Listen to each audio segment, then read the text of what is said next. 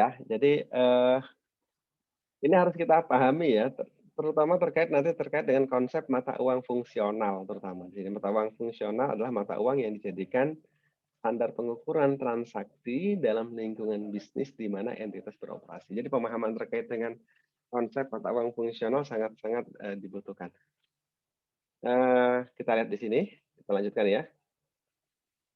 Nah kalau, di literatur ya, ini di buku BIMS atau di buku Buin, termasuk di buku Budia ya, ini adalah ada beberapa kriteria atau faktor yang, dipertimbangkan oleh perusahaan dalam menentukan mata uang fungsional.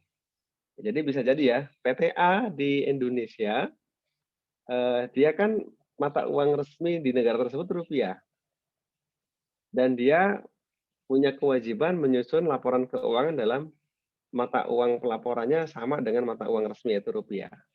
Nah, bisa jadi nanti apa, ternyata dia harus transaksi dia sebagian besar dilakukan dalam bentuk, mata uang yang lain, yaitu misalkan dolar gitu ya. Kenapa seperti itu? Karena ini, dia harus mempertimbangkan mata uang fungsionalnya, yaitu mata uang yang paling mempengaruhi harga jual barang dan jasa. Paling mempengaruhi harga jual barang dan jasa.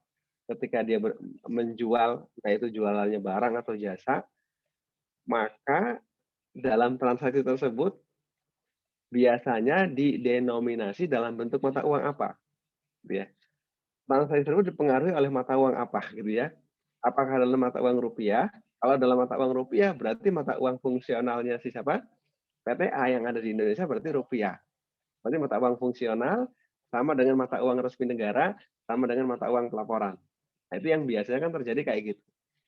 Tapi kalau ketika dia menjual barang dan jasa, ternyata yang paling mempengaruhi ya atau yang menentukan transaksi harus diselesaikan dengan mata uang apa, ya, ternyata hasilnya adalah mata uang yang disepakati adalah mata uang selain rupiah, misalkan dolar Singapura gitu ya. Nah, berarti, artinya sebagian besar transaksinya ya sangat dominan diselesaikan dalam bentuk, Singapura dolar ya. Maka mata uang fungsional PTA adalah dolar Singapura, mata uang fungsionalnya itu. Jadi berbeda dengan mata uang resmi negara dan berbeda dengan mata uang yang akan digunakan dalam laporan keuangan. Ya, jadi itu ya, seperti itu. Atau bisa juga mata uang dari negara yang kekuatan persaingan dan peraturannya sebagian besar menentukan harga jual barang dan jasa sama saja seperti yang mirip-mirip ya.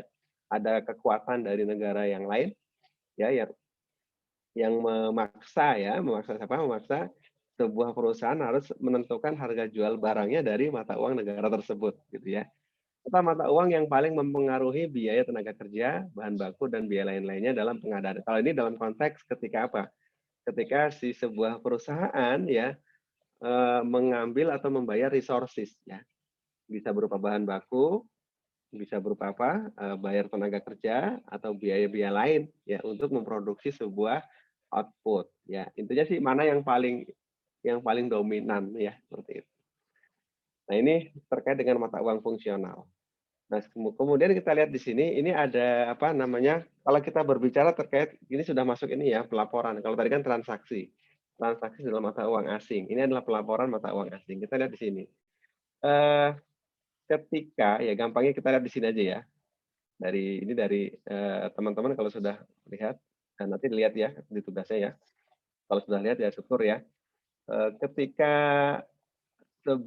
jadi konteksnya ini adalah gini ya, konteksnya ketika eh, kalau kita baca di sini, laporan laporan keuangan dari perusahaan lain atau ketika ada hubungan apa induk dan anak ya, terutama hubungan induk dan anak karena kan bisa jadi cabang atau entitas asosiasi dan lain sebagainya gitu ya. Nah, ini adalah hubungannya adalah perusahaan induk dan anak. Jadi ketika sebuah perusahaan induk mempunyai perusahaan anak di luar negeri ya, ya foreign subsidiary ya. Nah, itu kan nanti akan terjadi apa? Terjadi perusahaan induk kan harus melakukan penggabungan laporan keuangannya ya. Penggabungan laporan keuangan antara laporan keuangan induk dia itu sendiri dan laporan keuangannya anak. Ya harus digabungkan. Namun kan ada kendala. Apa kendalanya? antara laporan keuangan induk dengan laporan keuangan anak itu dijabarkan atau diukur dengan mata uang yang berbeda. Ya, itu masalahnya, kendalanya. Maka ketika sebelum digabung laporan keuangan anaknya, si induk harus melakukan pengubahan, ya pengubahan, istilahnya translasi. Ya, penjabaran laporan keuangan anak yang berbeda dengan mata uang laporan dia harus disamakan dulu dengan mata uang pelaporannya si induk. Ya, ditranslasikan ya, sekaligus nama modelnya atau metodenya ditranslasikan. Jadi model yang pertama, ini terjadi bagaimana? Bila mana seperti apa? Bila mana adalah induk perusahaan misalkan dia di Indonesia. Ya, mata uang fungsionalnya rupiah. Mata uang fungsionalnya rupiah. Kemudian ya mata uang pelaporannya ya tadi saya bilang mengikuti mata uang resmi di negara tersebut yaitu rupiah juga. Ya. Nah, kemudian anak perusahaan ada di Singapura. Mata uang fungsional anak perusahaan adalah Singapura dolar Singapura.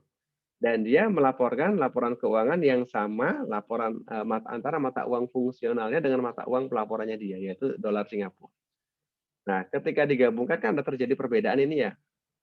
Ya, dia mau digabungkan, tetapi masih terjadi perbedaan sehingga tugas perusahaan adalah dia akan melakukan translasi. Ya, translasi laporan keuangan anak dari Singapura ke Indonesia, ya. Ini model atau metode yang pertama.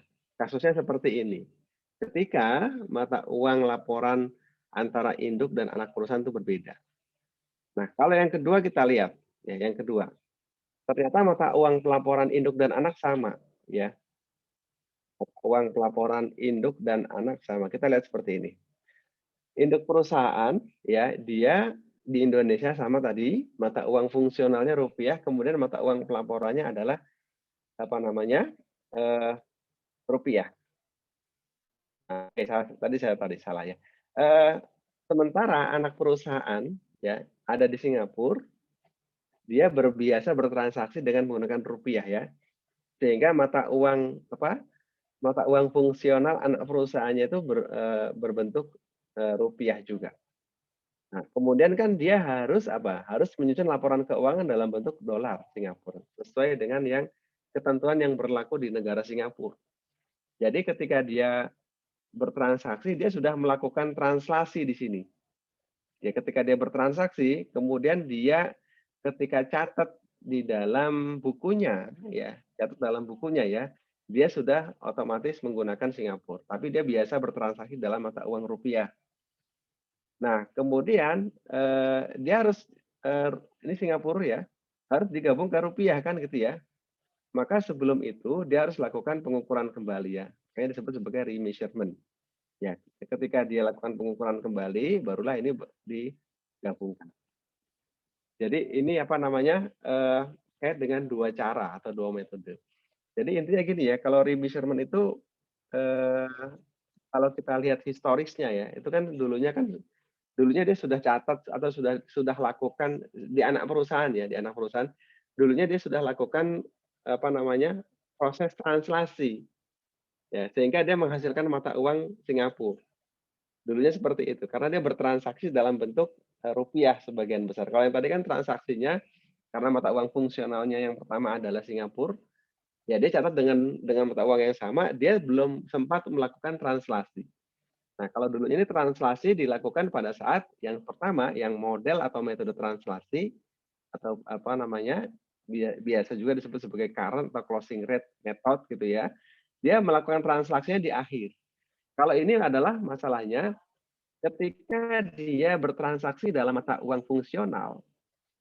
Kenapa mata uang fungsionalnya rupiah? Karena dia banyak melakukan transaksi dalam bentuk rupiah, tetapi dia mencatatnya dalam bentuk mata uang yang berbeda, yaitu mata uang yang berlaku di negara tersebut. Bukunya pakai itu. Nah, proses ini kan sudah merupakan proses translasi kan. Translasi tapi masih di internalnya si anak perusahaan.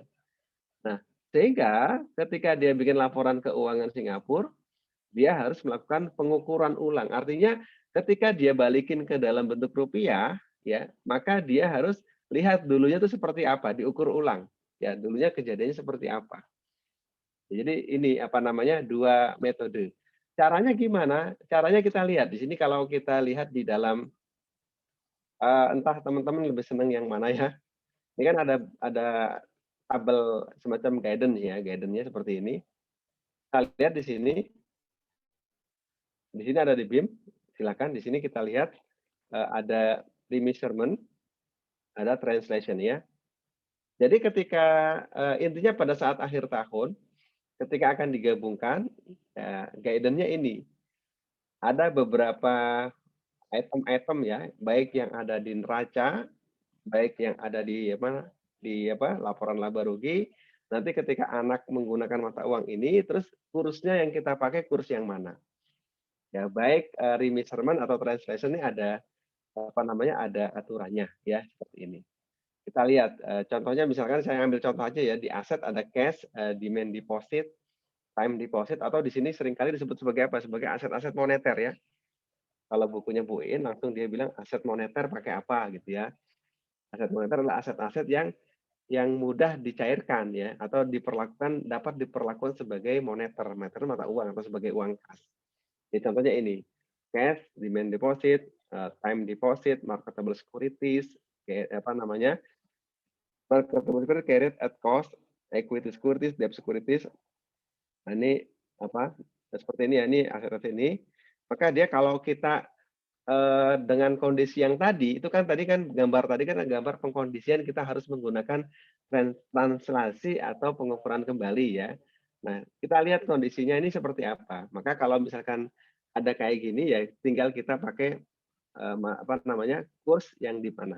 Kurs current, kurs historical atau kurs average juga ada dan sebagainya. Nah, jadi intinya seperti ini. Yang gampang itu translasi, coba teman-teman lihat. Kita lihat di translasi dulu. Untuk translasi, ya, karena apa? Karena dia belum melakukan translasi ya, si anak perusahaan, maka ketika dilaporkan atau akan digabungkan ke induknya secara umum, sebagian besar akun-akunnya kita lihat di sini, akun-akun yang ada di neraca ini ya, aset, ya, kemudian ada inventory, ada account receivable, inventory, prepaid, kemudian ada apa lagi di sini, ada paten. Perhatikan yang bagian sini dulu yang gampang ya, karena translasi. Terus ada goodwill, other intangible, liabilitas, sampai sini ya, itu semuanya menggunakan current. Current itu artinya adalah mata uang pada saat penutupan, pada saat apa? Closing ya, closing current atau closing itu penutupan hasilnya pada saat tanggal 31 Desember ketika perusahaan tutup buku gitu ya. Kayak current. Nah, tetapi ya di bagian stockholder equity-nya ini ya, bagian stockholder equity, common stock, preferred, PIC atau share premium, dia menggunakan historical. Namun untuk RE-nya not translated. Artinya apa?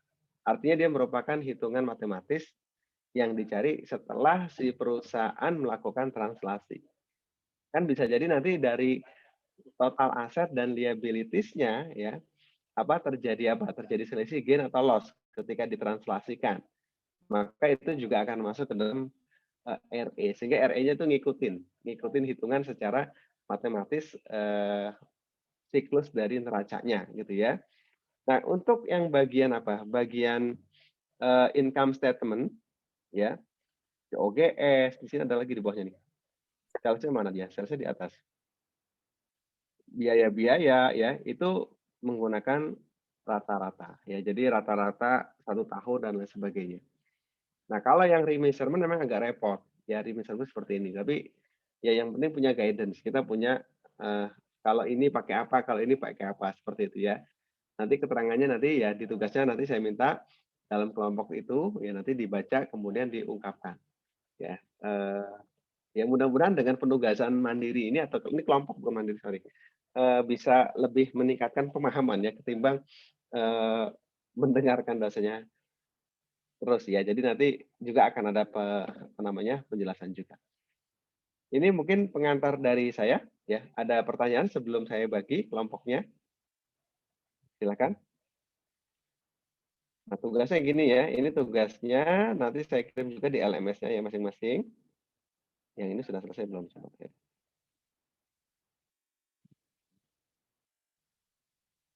Oke, tugasnya ini jadi kelompok mana nih ya? Ini ya tugasnya ya, membuat paper aja, ntar PPT-nya nanti belakangan, nanti pekan depan dipresentasikan ya, kelompok, masing-masing kelompok 15 menit, jadi 15, 30, 1 jam ya, ntar 1,5 jamnya lagi kita akan isi dengan materi yang lain atau latihan gitu ya. Eh, yang dikumpulkan sekarang papernya dulu. Nah, kelompok itu 7 sampai 8 orang, nanti akan saya random ya dalam pemilihan anggotanya, dalam breakout room-nya nanti langsung di teman-teman atau langsung melakukan diskusi saja ya. Nah, pembagiannya seperti ini. Jadi karena 4 kelompok, kelompok 1 yang A, kelompok 2 yang B, 3 yang C, keempat yang D ya. Ini adalah terkait dengan penjabaran, penyusunan laporan keuangan konsolidasi dalam mata uang asing. Ya. Kemudian format papernya seperti apa? Pertama ya kasih intro dulu, misalkan definisi-definisi atau seperti yang tadi teknik uraian singkat teknik prosedur konsolidasi dengan menggunakan metode apa. Ya, di sini kan diminta metode closing atau translasi atau dan temporal ya. Tergantung nanti mendapatkan metode apa maka itu mungkin bisa dijelaskan dulu. Bisa juga nanti yang tadi ya tabel tadi juga bisa dijelaskan di dalam papernya. Untuk akun ini pakai current, untuk akun ini pakai historical, untuk akun ini pakai average, misalkan seperti itu ya. Kemudian berikutnya adalah bagian 2 pembahasan. Nah, pembahasan ini ya terkait dengan yang ini ya, bagian ini ya, bagian yang sudah saya bagi. Soalnya mengikuti bukunya Bu Iin saja mana tadi. Yang di sini ya, coba dilihat yang sudah lihat. Di sini ada contoh soal aja yang dipakai di sini. Ya, dari beliau dari nomor berapa sampai 10 kalau nggak salah, itu menjabarkan tentang itu kurang lebih ya, tentang yang saya tulis ini. Jadi nanti kalian lihat kasusnya itu konteksnya ketika 100% atau kurang dari 100% itu yang pertama. Kemudian yang berikutnya adalah ketika ditranslasikan menggunakan metode closing atau translasi ya, atau temporal atau remeasurement. Oh ya, untuk asumsi perusahaannya menggunakan metode equity ya dalam konsolidasinya. Ya, kita samakan dengan yang kemarin aja, dengan menggunakan metode equity. Bukan menggunakan metode cost, karena di buku ini bagaimana kalau menggunakan metode cost, bagaimana kalau menggunakan metode equity. Ya, seperti itu ya. Ntar tinggal dilihat. Dan penyusunan laporan keuangan konsolidasinya 2 tahun. Tahun akuisisi dan setelah tahun akuisisi. Di buku ini ada semua. Tinggal kalian pilah-pilah, pilih-pilih mana yang menjadi tugasnya gitu ya. Tapi saya minta disertakan narasi pembahasannya ya. Misalkan ada jurnal ini tuh jurnal fungsinya apa? Angkanya dari mana ya, kayak gitu ya. Intinya sih sudah ada di sini semua. Tinggal direkonstruksi ulang sesuai dengan format yang saya minta di paper ini ya. Bahannya dari buku ajar, untuk bagian A-nya boleh ditambah dari buku Mudia atau boleh ditambah dari bukunya BIM juga boleh gitu ya. Ini tugasnya, silakan kalau ada pertanyaan sebelum saya break out, saya bagi-bagi kelompoknya. Saya kasih intro dulu, nanti penjelasannya setelah ini aja, setelah mengerjakan tugasnya. Sekalian latihan soal deh, latihan terkait dengan transaksi dan sebagainya. Ya silakan, Stephanie. Hari ini harus selesai atau bisa, kalau nggak selesai bisa dilanjutin nanti? Kalau papernya hari ini saja, karena kan sebenarnya kan tinggal merekonstruksi ya, tinggal ngambil ya, tapi ya saya minta direkonstruksi ulang dengan lebih informatif lagi gitu ya. Makanya dipakai saya pecah-pecah seperti ini. Ya. Jadi dikumpulkan jam berapa? Selesainya kita 16.30 untuk papernya. Ya sedapatnya silakan. Baik, Pak. Ada lagi? Iya, saya bagi ya nanti ya. Kalau sudah paham, ya silahkan berdiskusi ya 7 sampai 8 orang dalam breakout room ya.